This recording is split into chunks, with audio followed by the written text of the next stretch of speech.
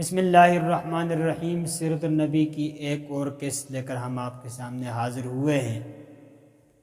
آج ہم ایک صحابی ہیں طفیل بن عمر دوسی رضی اللہ تعالیٰ عنہ، ان کا اسلام لانے کا واقعہ آپ کے سامنے بیان کریں گے۔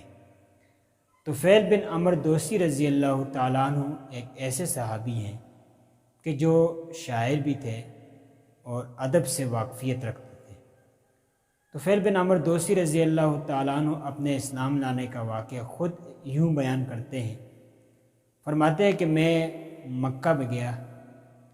جب مکہ پہنچا تو قریش مکہ فوراً میرے پاس پہنچے اور پہنچ کر مجھے یہ کہا کہ آپ مکہ آئے ہیں، لیکن یاد رکھنا یہاں پر ایک شخص ہے، اس کا نام محمد ہے، کہیں آپ اس کی باتیں نہ سن لیں۔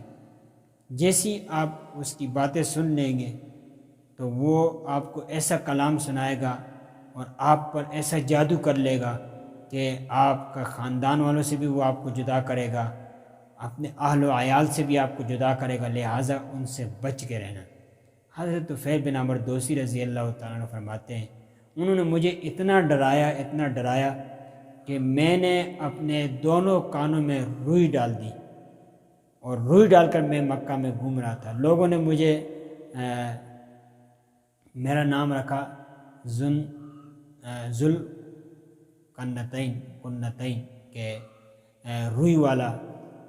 تو کہتے اتفاقاً ایک دفعہ نبی اکرم صلی اللہ علیہ وسلم حرم میں نماز پڑھ رہے تھے، میں وہاں پہنچا تو میرے دل میں یہ بات آئی کہ اے عمر، آپ تو ادب سے واقف ہیں، شعر و شاعری سے واقفیت رکھتے ہیں، ان کے کلام سننے میں آپ کے لیے کیا مسئلہ ہے؟ کلام کے حسن و قبح کو آپ دیکھ سکتے ہیں، اس کی فصاحت و بلاغت سے آپ واقف ہیں، تو آپ کلام سن لیں، اگر اچھا ہوا تو قبول کر لینا، اچھا نہ ہوا تو چھوڑ دینا۔ کہتے ہیں میں نے نبی اکرم صلی اللہ علیہ وسلم کا کلام سن لیا، تو جیسی کلام سنا تو میں اس سے کافی متاثر ہوا۔ میں نے کہا نہیں، یہ کسی انسان کا کلام نہیں ہو سکتا۔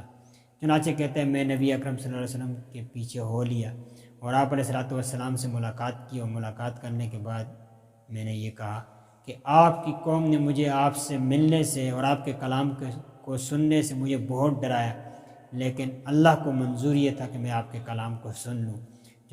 چنانچہ میں نے آپ کے کلام کو سنا ہے، آپ اپنے جو کلام ہے وہ مزید پیش کریں۔ تو آپ علیہ السلام نے فرمایا یہ خدا کا کلام ہے۔ پھر آپ علیہ السلام نے سورۃ اخلاص کی تلاوت کی، اور بعض جگہ یہ بھی آتا ہے کہ آپ نے معوذتین کی تلاوت کی۔ تو حضرت طفیل بن عمر دوسی رضی اللہ تعالیٰ نے جیسے ہی وہ کلام سنا تو سننے کے بعد آپ علیہ السلام سے فرمانے لگے کہ یہ کلام کسی انسان کا نہیں ہے، آپ مجھے کلمہ پڑھائے۔ چنانچہ نبی اکرم صلی اللہ علیہ وسلم نے آپ کو کلمہ پڑھائے اور آپ نے اسلام قبول کر لیا۔ جاتے ہوئے طفیل بن عمر دوسی رضی اللہ تعالیٰ عنہ نے نبی اکرم صلی اللہ علیہ وسلم سے یہ فرمایا کہ آپ اللہ تعالیٰ سے یہ دعا کر لیں کہ وہ میرے لیے کوئی نشانی مقرر کر دیں تاکہ میں اپنی قوم کو جا کر وہ نشانی دکھلاؤں اور پھر میں ان کو اسلام کی دعوت دوں۔ آپ علیہ السلام نے دعا فرمائی، اللہم اجعل لہ آیا، اے اللہ اس کے لیے کوئی نشانی مقرر کر دیں۔ تو اللہ رب العزت نے دعا قبول فرمائی۔ طفیل بن عمر دوسی جیسے ہی اپنے گاؤں پہنچے تو اللہ رب العزت نے آپ کے پیشانی پر ایک نور چمکایا۔ تو حضرت طفیل بن عمر دوسی رضی اللہ تعالیٰ عنہ نے دعا فرمائی کہ اللہ یہ نور اگر میرے چہرے پر ہوگا تو لوگ، میرے قوم کے لوگ کہیں گے یہ تو مسلح ہو گیا، مسلح کا مطلب ہے شکل تبدیل ہو گئی، لہٰذا اس نور کو کسی اور جگہ منتقل کر دے۔ تو اللہ رب العزت نے اس نور کو آپ کا جو کوڑا تھا اس کی طرف منتقل کر دیا۔ آپ اپنے گاؤں تشریف لائے، صبح کے وقت آپ نے اپنے والد صاحب کو اسلام کی دعوت دی، انہوں نے دعوت قبول کی۔